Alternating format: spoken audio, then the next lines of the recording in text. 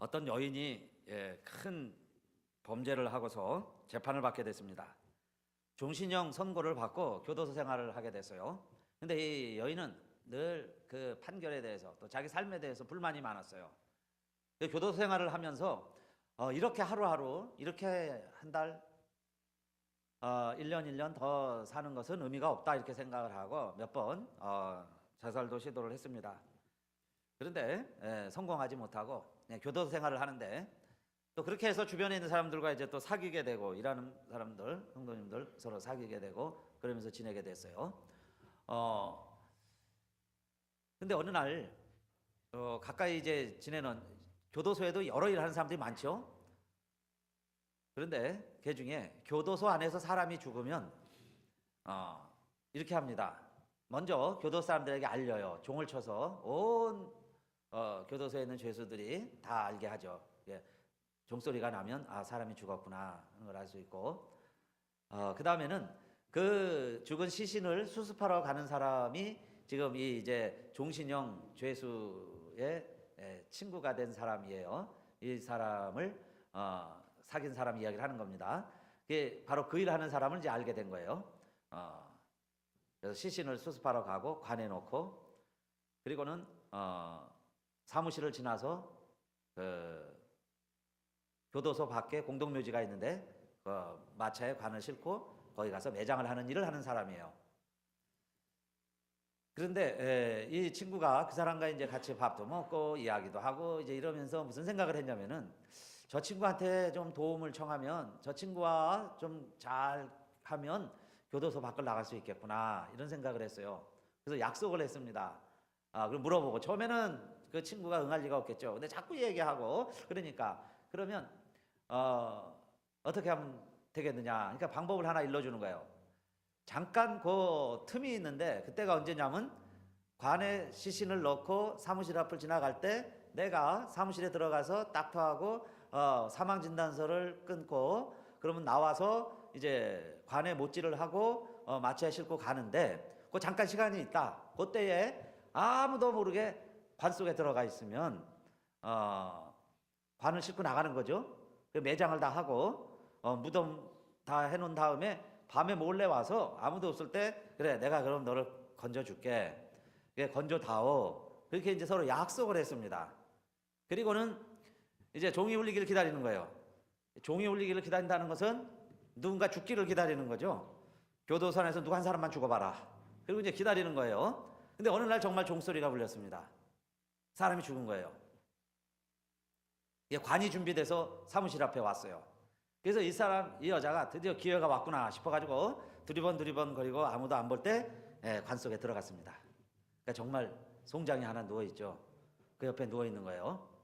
그러니까 정말 이제 보통 하던 대로 사망진단서를 떼서 못을 받고 마차에 싣고 경동묘지에 가서 판 웅덩이에다가 집어넣고 흙을 붓는데 관 속에 있으니까 정말 흙 떨어지는 소리가 들리는 거예요. 옆엔요 무시무시한 송장이 있죠. 위에서는 흙 떨어지는 소리가 자기를 매장하는 흙소리가 들리는데도 이 여인의 마음은 한량없이 콩당거리면서 기쁜 거예요. 조금만 있어 봐라. 나는 자유다. 그죠? 조금만 있어 봐라. 이 무덤 문이 열리고 관뚜껑이 열리고 그 친구가 나를 구원하러 올 것이다. 그리고 누워 있는데 왠지 좀 섬찟섬찟한 거예요. 옆에 송장이 있기도 하지만은 세상이 깜깜하기도 하고 또 한편으로는 호기심이 생겼습니다.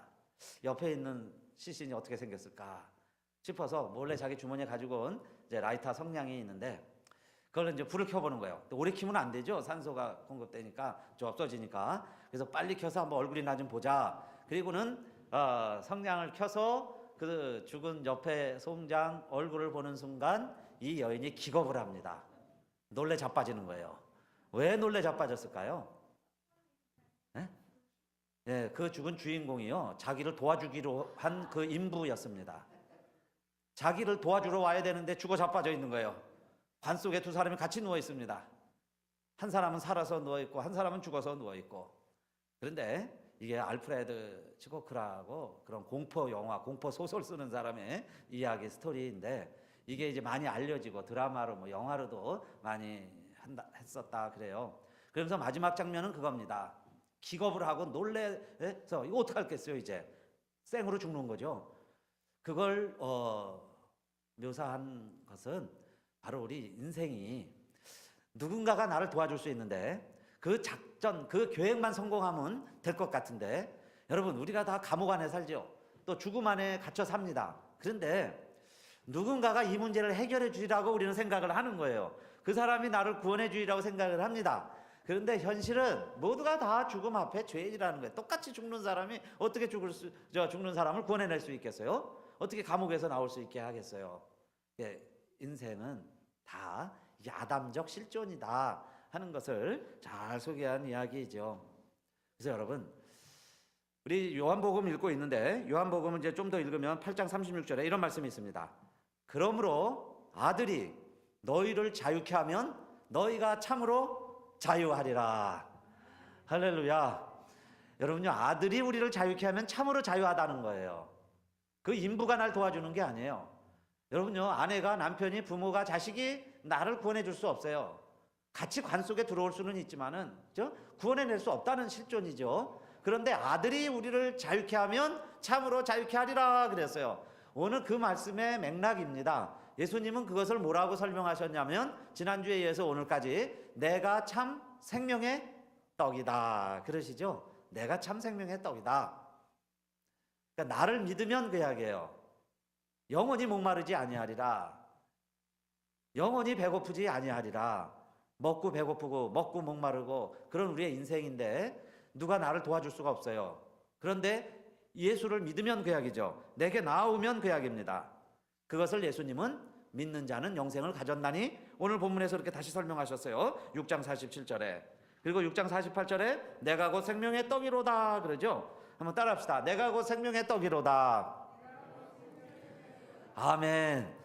예수님만이 생명의 떡이시라는 거예요. 그래서 그분을 믿으면, 그분을 먹으면 그 이야기예요. 그러면 너희가 영생하리라. 나를 믿으면 실수하지 않을 거야 그 이야기죠. 나를 반드시 구출하러 오신다는 거예요. 그분은 예수 그리스도시다, 아들이시다 그랬어요. 그래서 6장 50절에도 이는 하늘로서 내려오는 떡이니 사람으로 하여금 먹고 죽지 아니하게 하는 것이니라. 이 떡을 먹으면, 예수를 믿으면 죽지 아니하리라. 또 이 떡을 먹으면, 나는 하늘로서 내려온 산떡인데 이 떡을 먹으면 영생하리라. 좀 소극적인 표현은 죽지 아니하리라 그 이야기예요. 소극적인 표현, 이 떡을 먹으면 죽지 아니하리라. 적극적인 표현은 이 떡을 먹으면 영생하리라. 결과는 같은 거지만 내용은 보세요. 표현은 죽지 않는 길이 있고 영원히 사는 길이 있다는 거예요. 그게 내 떡이다, 내가 온 목적이다, 나를 먹으면 이렇게 된다는 거죠. 그런데 자, 그 떡으로 이야기할 때까지는, 이제 지난 시간까지는 떡 이야기예요. 그런데 오늘은 더 심각한 얘기를 하신 거예요. 뭐라고 이어서 말씀하셨냐면은 51절에 자, 이 떡을 먹으면 영생하리라. 그러니까 사람들이 그러죠. 그 떡 우리에게 주세요. 그죠? 콩떡 먹으면 콩맛이 나고 팥떡 먹으면 팥맛이 나는 것처럼, 그러면 나에게 그 생명의 떡을 주어서 자, 내가 영원히 죽지 않게 하고 영원히 살게 해달라. 그리고 자, 떡을 달라고 말하는 사람들이 모이고 자, 요구를 합니다. 그런데요, 구체적인 방법이에요. 여러분 생각해 보셨어요? 어떻게 예수님을 믿으면 영원히 사느냐 이 말이에요. 예수님이 생명의 떡인데, 자, 어떻게 예수님이 우리가 영원히 산다는 것을 지금 설명을 하시는데, 그 51절 뒤에 보면 놀라운 이야기를 하세요. 무시무시한 이야기를 하시는 거예요. 사실 오늘 아침에 공동묘지, 그죠? 무덤에 들어가는 이야기로 시작을 했는데, 오늘 성찬식이 사실은 죽음의 이야기죠. 성찬보가요, 꼭 관보같이 보여요. 몇 번 말씀드렸는데, 죽은 사람 관 씌워놓을 때 관보 하듯이 똑같은 의미예요.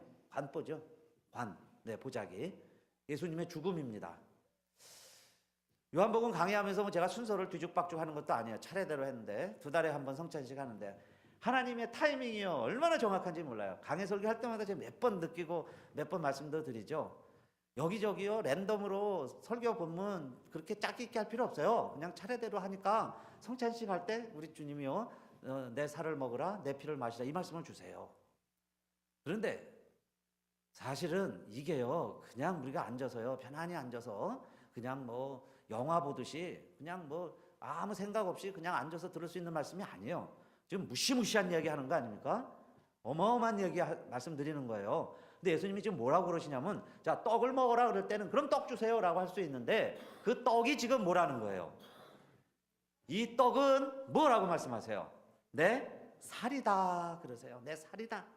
이게 무서운 얘기 아니에요? 51절에 나의 줄 떡은 곧 세상의 생명을 위한 내 살이로라 하시니라. 51절 예수님은요 떡 먹으라고 하시는데 사실은 떡이 뭐냐? 내 살을 먹으라는 거예요. 내 몸을 먹어라. 내 몸뚱아리 먹으라는 거예요. 그 다음에 또 이어서 더 말씀하세요. 내 잔을 마시라 그러는데 또 내 잔은 뭐예요? 예수님의 피를 이야기하는 거예요. 피라는 건요 여러분 빨간색을 띠고 있죠. 빨간색. 그러니까 포도주 보면 피가 생각이 나는데 포도주를 주시면서 이게 포도주다 이렇게 말씀하시는 게 아니에요. 포도주를 주시면서 내 피를 먹어라, 피를 마셔라 그 이야기입니다. 그러니 모르는 사람들은 정말 우리가 식인종입니까? 식인종이라고 생각을 하는 거예요. 무덤에서 살죠. 로마 시대 때 초대교인들. 그들 하는 이야기가 성찬식 한다고 그러면서 예수님의 살이라고 그러니까 요즘 진짜로 자기 자식 죽이고 냉장고에 집어넣고 자기는 피자 먹고 막 그러는 사람도 있었죠. 그런데 정말 어떻게 여러분 살을 먹냐 이 말이에요. 죽은 사람의 살을 어떻게 먹으라 그러고 피라는 건 죽어야 나오죠. 피 흘려서 죽습니다. 그런데 또 그 피를 먹으라는 얘기예요. 피를 마셔라. 그러면 오늘 자, 이 말씀의 의미가 무엇이냐 이겁니다. 어떻게 해서 예수님이 우리에게 오셨고 오늘 요한복음에서는 오병이어의 기적을 행하시면서 살과 피 이야기를 하시지만은 마태, 마가, 누가복음에 보면 내 몸을 먹으라 이건 내 몸이다. 이 잔을 마셔라 이것은 내 피다 하는 말씀은 다른 복음서에서는 언제 나올까요? 언제 나오겠어요? 예수님께서 잡히시기 전날 밤이니까 최후의 만찬을 하시면서 유월절 마지막으로 지키시면서 그 다음 날은 돌아가실 때, 그러니까 더 시기적으로 더 아주 의미가 있죠. 타이밍이. 그러니까 돌아가시기 전날 밤에 이야기를 하시고 요한복음 지금 6장이에요. 그러니까 초기죠. 활동 초기에 오병이어의 기적을 행하시고 이 말씀을 더 설명을 해주세요. 그런데 자, 그러니까 이 말씀은 배경은 유월절이다 그 이야기입니다. 그러니까 유월절에는 여러분 유월절 배경 아시죠?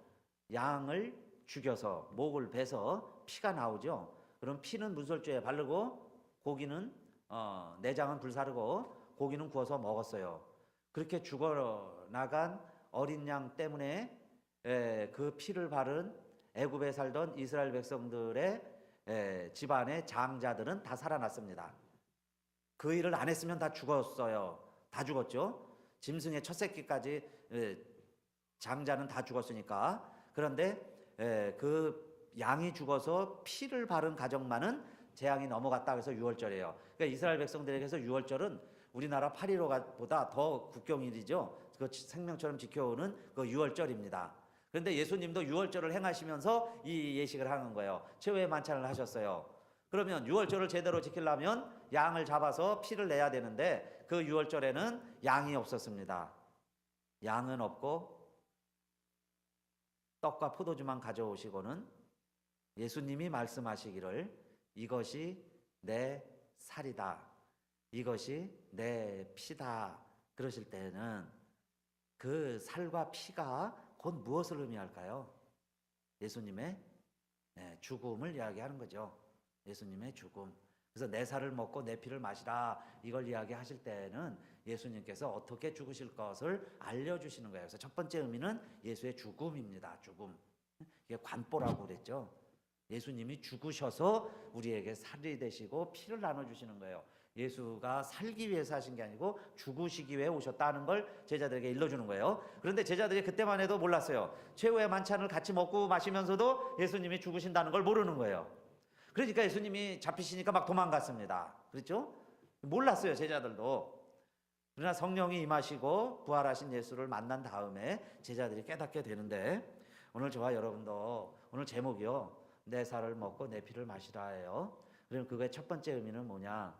주님은 우리를 위하여 죽으시러 오신 거예요. 죽으러 오셨다. 살을 내어주시고 피를 내어주시고 보라 세상 죄를 지고 가는 하나님의 어린 양이로다 그러셨죠. 그래서 정말 어린 양은 어떻게 해야 돼요? 죽어야죠. 그래서 첫째, 나는 죽으러 온 거다. 그것이 우리 성만찬의 첫 번째 의미라 이렇게 말씀드릴 수 있습니다. 그리고 두 번째는 그러면 왜 죽으실까요? 아니 사람이 쓸데없이 왜 죽냐 이 말이에요. 그것도 죄가 없는 하나님이 왜 죽으셔야 돼요? 예수 그리스도께서 왜 죽으셔야 될까요?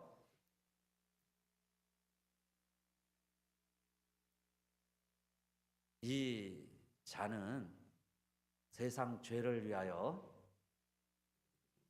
흘리는 나의 피니라 그러세요. 마태복음 26장 그 설명하실 때 이 피는 그래요. 이 포도주는 세상 죄를 위하여 흘리는 나의 피다. 이 포도주는 나의 피인데 두 번째 의미가 뭐냐? 세상 죄를 위하여 그랬어요.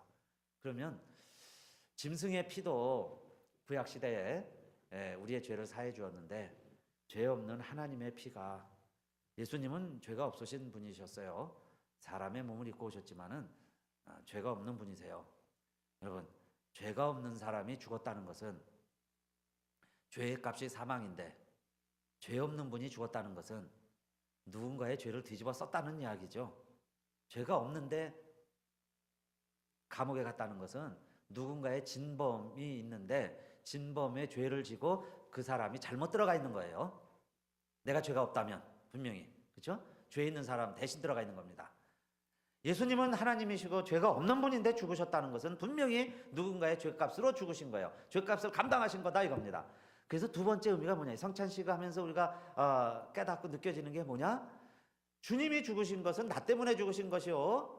여러분요, 아무 죄 없는 주님이 나를 살리고 나를 깨끗게 하시고 나를 구원하시고 나에게 생명의 양식을 주기 위해서 떡과 포도주가 되시고 그리고는 나를 위하여 돌아가셨다는 사실이 깨달아지시기를 바라겠습니다.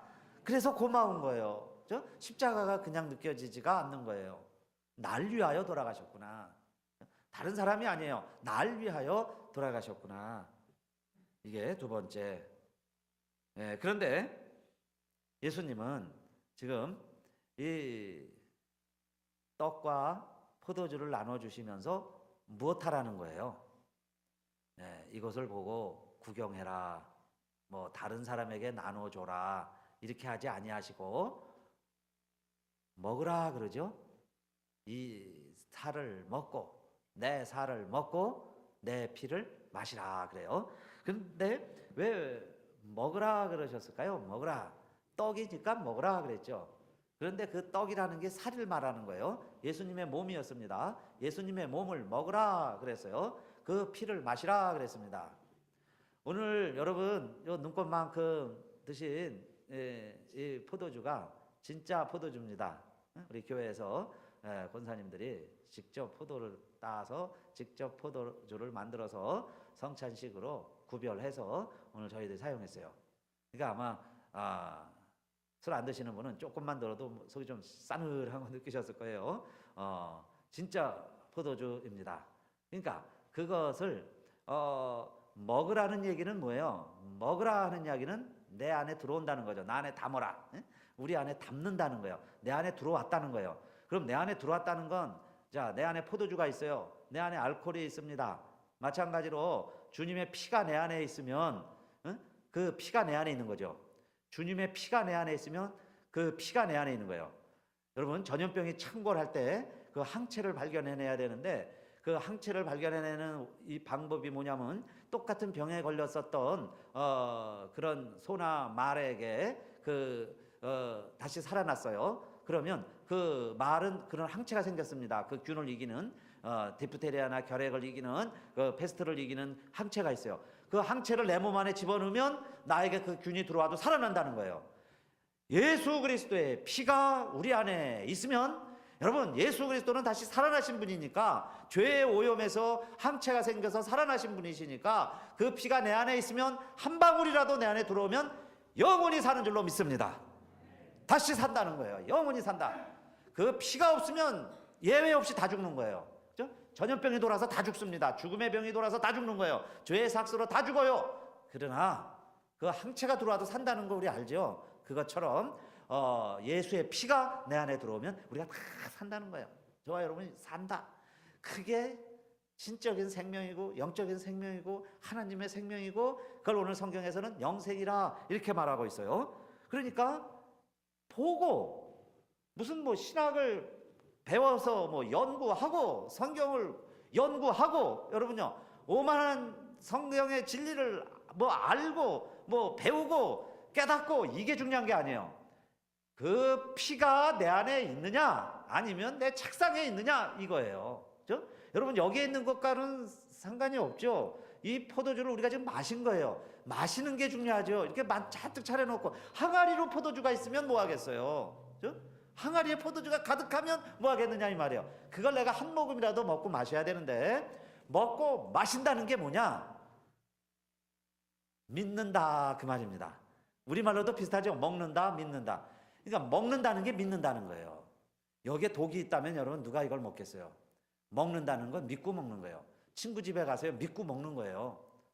예수 그리스도를 함께 믿는 거예요. 함께 믿는 걸 먹으라 그래요. 에스겔서에서도 그래서 이 두루마기를 먹으라 그러죠. 두루마리를 먹으라 그래요. 하나님의 말씀을 먹어라. 예레미야에게도 하나님 말씀을 먹으라 그래요. 내가 그걸 먹으니까 내 입에 달고, 그러면서 에스겔이 이야기하죠. 하나님의 말씀을 자 먹으라는 이야기는 뭐예요? 믿으라는 겁니다. 믿으라. 그러면 오늘 그 피를 가리켜서 무슨 피라고 이야기하냐면, 우리 사람은 여러분요, 피를 통해서 DNA가 흐르고 있어요. 피를 통해서 유전이 됩니다. 참 신기하고 놀라운 것은 어떻게 손자가 그렇게 할아버지를 닮아요? 그죠? 한 대를 건너가도 닮아요. 그건 뭐 때문에 닮겠어요? 물론 후천적으로 할아버지가 하는 거 보고 배워서 닮는 것도 있지만은 그 DNA가 피를 통해서 흐르는 거죠. 그래서 피가 같다 그래요. 피다. 피로 말미암아. 그래서 나라와 나라 간에도 서로 정말 우리가 형제처럼 서로 돕자 그럴 때 혈맹 관계다 그럽니다. 근데 여러분, 혈맹 관계가 없어요. 그죠? 다 진짜 이 관계에 따라서 움직이지. 그러나 진짜 피를 나눈 가족은 형제 자매다 그러죠. 부모 자식이라 그럽니다. 그건 왜 그러냐? 피가 흐르니까. 숨길 수가 없어요. 피가 같으니까. 그런데 내가 예수를 믿으면 여러분, 내 안에 그냥 예수에 대해서 연구하는 게 아니에요. 내가 피를 먹었으니까 내 안에 이제 뭐가 흘러요? 예수의 피가 있으니까 한 방울만 들어가도 그 피가 전체를 좌지우지합니다. 그래서 예수의 피가 내 안에 들어오니까 이제는 내 안에 육신의 아담의 후손으로 살아가지만은, 그러나 이미 내 안에는 이제 뭐가 들어왔어요? 예수의 피가 있는 자는, 예수의 살이 있는 자는 하나님의 자녀요, 예수님과 한 피가 된 거예요. 혈액을 조사해 보니까 혈액형이 같다는 거예요. 그 형제다 이겁니다. 형제 자매라 이 말이에요. 한 가족이다 그 이야기죠. 그러면 뭔가 비슷해요. 그 비슷한 것 중에 하나가 뭐냐? 정말 예수의 피를 나눈 우리 형제 자매들의 동일한 DNA가 하나 있는데, 그 DNA가 뭐라고 말씀드릴 수 있을까요? 그게 영생입니다. 영생, 영원한 생명. 그게요, 그저 프로롱 그냥 연결만 해서 길게 느려뜨려서만 오래 사는 영생이 아니고, 이 유한한 인간이 감옥 안에 살아야 하고 또 관 속에 들어가야 하고, 그런 인간이 의지하는 사람은 자기도 죽을 사람이 아니라 영원한 하나님이 나를 구원하러 오시는, 그래서 내가 이제 하나님의 자녀로 거듭나는 하나님의 생명을 함께 먹고 마시고 함께 나눈, 이제는 하나님의 생명을 함께 공유하는 하나님의 자녀로서 우리들이 새로운 피조물로 거듭났다 그 이야기예요. 그래서 우리 모두가 다 하나님의 한 피바다 한 몸 이룬 형제 자매가 됐어요. 그래서 성도들을 형제 자매라 그러죠. 한 가족이다. 식구가 됐습니다. 식구. 그래서 오늘 예수님 말씀도 내 살을 먹고 내 피를 마시라는 거예요. 함께 먹고 마셔야 식구입니다. 아무리 사회 일이 바쁘고요, 고위직에 계시고 비즈니스로 여러 사람 만나고 호텔에서 좋은 데서 식사하고 그래도 그 상대방을 가리켜서 식구라고는 안 해요. 근데 식구는 누구냐? 된장국에 보리밥 줄여서 하니까 된장밥 괜찮네요. 그죠? 된장국에 보리밥을 합쳐서 된장밥. 그렇게 같이 먹고 한 국그릇에 같이 숟가락 넣고 그래서 때로는요 얼굴도 붉히고 속사정 다 알고 그렇게 살아가는 사람이 식구지. 그죠? 어쩌다 한번 옷 빼입고요 비싼 데 가서 격식 차리면서 밥 먹어야 하는 사람을 식구라고 말하지 않습니다. 식구는요 그냥 파자마 차림으로도 편한 옷을 입고도 같이 밥을 먹어도 불편하지 않는 사람을 식구라 그래요. 식구. 먹을 식자입니다. 같이 밥 먹는 사람이 식구예요. 그게 가족이죠. 교회의 이미지도 교회를 뭐 여러 가지로 묘사를 합니다. 그런데 군함이다, 뭐 병원이다, 학교다, 여러 가지 이미지가 있습니다. 그런데요, 내 살을 먹고 내 피를 마시라. 예수님이 마지막 제자들과도 같이 식사를 하시고 그리고 그날 밤에 잡히시고 돌아가시는데, 그럼 주님이 우리에게 보여준 것은 만약에 교회의 이미지가 군대다 그러면 마지막은 어떻게 했어야 되겠어요? 12명 제자들에게 다 칼 나눠주고 무술 훈련 시키시고 그 잡으러 온 군인들 목을 다 베고 그렇게 해서요 싸움에서 이겨야지요. 근데 교회가 그게 교회가 아니죠. 예수님은 오히려 그렇게 칼을 쓰는 자에까지 넣어라 하는 거 보니까 군대로 하나님이 교회를 만드신 건 아니에요. 군대의 이미지로 교회를 이끌라는 건 아닙니다. 저는 교회야말로 가장 모범적인 가정의 모델이 진짜 하나님이 원하시는 교회의 모델인 줄로 믿습니다. 아버지, 아들, 손자 누구라도 정말 사촌, 나중엔 이웃들이 와도 우리 한국 가정은 5분 밥 먹으라고 그래요. 밥부터 먹였어요. 그렇게 해서 함께 밥상 공동체를 이뤄냈습니다. 그래서 우리 교회가요 밥해 먹는 거, 그렇죠? 무슨 좋은 날이면 좀 이렇게 음식 우리 집에서도 할 수 있지만 내가 좋아하는 사람들과 만나서 다른 데서 할 수도 있지만 그래도 교회에서 그거 잔치하고 같이 좀 밥 먹고 싶은 거 하나님이 주신 마음인 줄로 믿습니다. 그리고 그게 식구를 이뤄가는 거예요. 그러면 그런 식구들이 모여서 뭐 하는 거예요? 정말 이제 하나님 아버지를 기쁘시게 해드릴 게 뭘까? 아버지가 기뻐하실 일이 뭘까? 우리가 이렇게 살면 아버지가 좋아하실까 기뻐하실까? 그거 생각하면서 밥 먹으면서, 그렇죠? 화해도 하고 서로 손붙잡기도 하고 서로 먹여주기도 하고 맛있는 거 있으면 너가 더 먹으라 그러고, 그렇죠? 내가요 다 욕심 부리면서 많이 싸가는 게 아니라 좀 바빠서 모자랄 것 같으면 내가 좀 양보하고 뭐 많을 거예요. 밥 많이 했습니다. 그러면 좀 나눠주고 그 이야기죠. 그게 아름다운 가정이에요.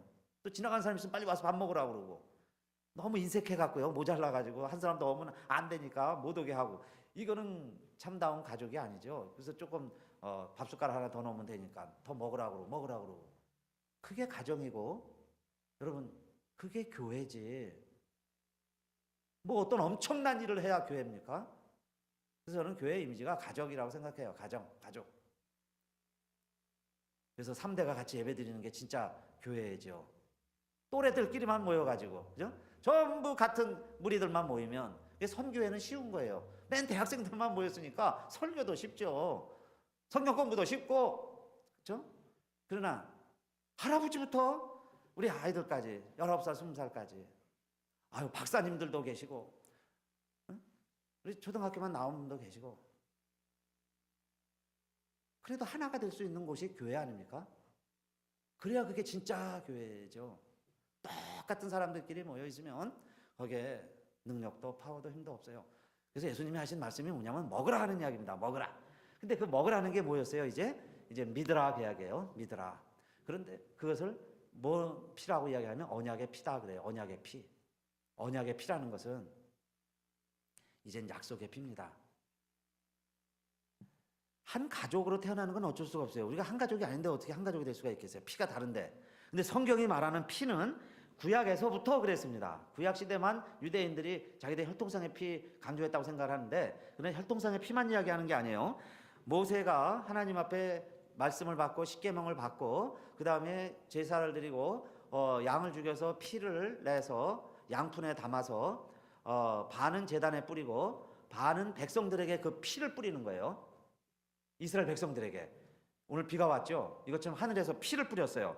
그리고는 하는 이야기가 이 피가 출애굽기 24장 8절 언약의 피니라 그럽니다. 언약의 피다. 언약의 피라는 게 뭐예요? 언약의 피. 이제는 약속의 피다. 우리가 육신의 피는 나누지 않았지만은 이스라엘 백성들은 이제 한 피를 받은 하나님을 아버지로 섬기는 우리는 다 형제 자매라는 약속의 피를 우리가 받았다. 그 피를 우리가 뿌렸다. 건달들도요 피를 내 가지고 양분에 담아서 마시면서 우리는 형제다 그러죠. 이것처럼 모세가 피를 쫙 뿌리면서 우리는 한 피다 그 이야기예요. 한 피다. 그러면 누구만 아버지라는 거예요? 하나님은 아버지고 우리는 다 형제다. 이걸 깨면 하나님의 저주다 그 이야기예요. 그러니까 더 이상 이 약속을 깨지 말아라 그 이야기입니다. 그런데 모세 시대 때 이런 말씀이 있었죠. 모세가 미디안에서 처가살이 하다가 이스라엘 백성을 구원하러 애굽으로 다시 가는 길이에요. 왕자로서 40년 지냈는데 그곳에 가서 바로에게 내 백성을 이끌어내라고 가는 길에 성경에 자세히 보시면 출애굽기 4장에 무슨 이야기가 나와요? 하나님이 모세를 죽이려고 했다 그런 얘기가 나와요. 이게 참 난해의 구절입니다. 성경 해석하기가 어려운 구절 중에 하나인데 왜 하나님이 그 큰 일을 앞두고 있는 모세를 죽이려고 했을까요? 여러분 공부하신 분 계세요? 또 찾아보신 분들 또 오늘 이후에라도 한번 가서 보세요. 출애굽기 4장에 나오는데 왜 하나님이 그 모세를 죽이려고 했느냐 이 말이에요. 그런데 그 아내는 알았어요. 그래서 아내가 즉시로 한 게 뭐예요? 아내가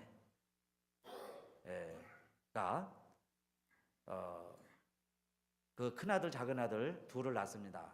게르솜과 엘리아셀. 그런데 이 즉시로 이 아내 십보라가 하나님이 모세 남편을 죽이려고 하는 걸 알았어요. 남편이 죽는다는 걸 직감한 거죠. 죽을 수 있다는 걸 알았어요. 그걸 깨닫는 순간 이 아내가 한 것 보세요. 십보라가 어떻게 했냐면 그 아들을 데려다가 할례를 행했다 그럽니다. 할례를 행해요. 급하게. 할례라는 게 뭐예요? 피를 내는 거죠. 하나님 앞에 그 피를 보여드리는 거예요. 그리고는 남편을 향해서 피남편이다 그래요. 그냥 내가 더불어 육신으로 이제 사는 남편이 아니고 피로 맺은 남편입니다. 그런데 그래서 그걸 뭐 가정교육 뭐 여러 가지로도 해석할 수 있어요. 그 큰 일을 하는 사람이 자식을 아직 할례도 못 받게 했으니까 자식을 할례를 행하고 자식부터 구원하고 그리고 민족을 구원하러 갔다. 그렇게도 볼 수 있는데 이거는요 그냥 원론적으로 보면 이스라엘 백성들은 하나님과 계약을 맺었는데 피로 맺은 백성이라는 거예요. 그러니까 우리는 피를 나눈 형제다라는 겁니다. 그럴 때에 그 피로 맺은 이스라엘 백성들을 구원하러 가는데 그 자식이 아직 구원받지 못했으니까 자식을 피로 하나님 앞에 약속을 맺고 그 하나님 앞에 이 모세가 대사를 치를 수 있도록 보내는 그 아내의 모습을 볼 수 있어요. 이것은 여러분 오늘 우리가 피를 먹고 마셨다 하는 거니까 이제 우리의 신분이 달라졌다는 겁니다.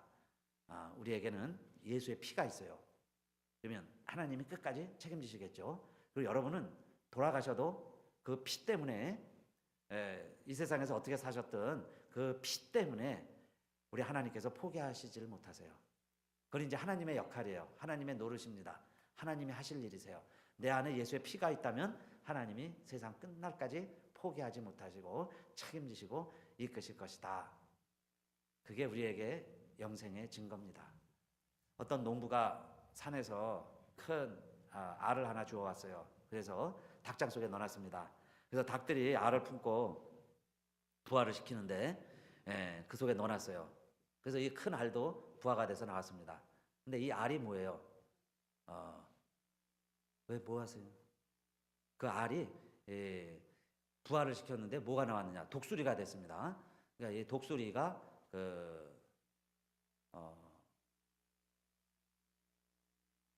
닭하고 어울려 사는 거예요. 그런데 이 닭들은 그런 생각을 안 하는데 이 독수리는 항상 좀 커가면서 닭은 닭인데 나는 모양이 다르다는 생각을 하죠. 그러다 어느 날 그 친구한테 물어봤어요. 닭 옆에 있는 닭한테 하늘을 나는 저건 뭐냐? 그러고 물어보니까 그렇게 이야기를 해줬어요. 옆에 있는 닭이 이것은 독수리인데 우리하고는 종자가 다르다. 저들은 하늘을 나는 새인데 우리처럼 벌레를 곡식을 주워 먹고 사는 게 아니고 하늘을 흘러 날아다니면서 하늘의 것을 잡아먹고 다니는 그 독수리라는 새야. 이렇게 일러줬다는 거예요. 근데 이 독수리가 닭처럼 꼬꼬대꼬꼬 거리면서 지나갑니다. 그리고 또 이 세상에 있는 곡식을 주워 먹으면서 살아가요. 그런데 이 독수리는 자꾸 하늘이 쳐다봐지는 거예요. 그리고 날고 싶은 생각이 들어요. 왜 그럴까요? 똑같이 닭처럼 살아가는데 왜 날고 싶은 생각이 들고 자꾸 하늘을 쳐다보고 독수리를 그리워하고 바라보게 될까요?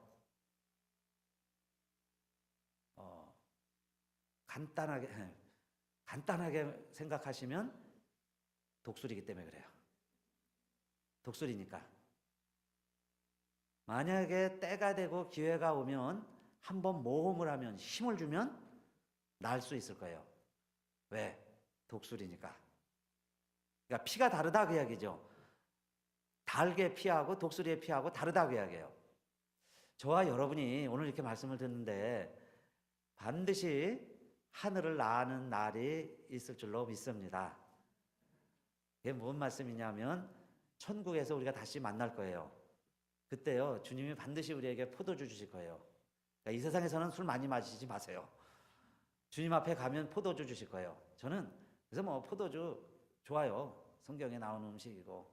근데 말씀드렸죠. 지난주에도 말씀드린 것 같은데 천국에 가면 주님이 포도주 주실 거예요. 그 포도주를 우리가 다시 이렇게 마실 때 그 자리에 없으면 닭이에요. 그 자리에 있으면 독수리고.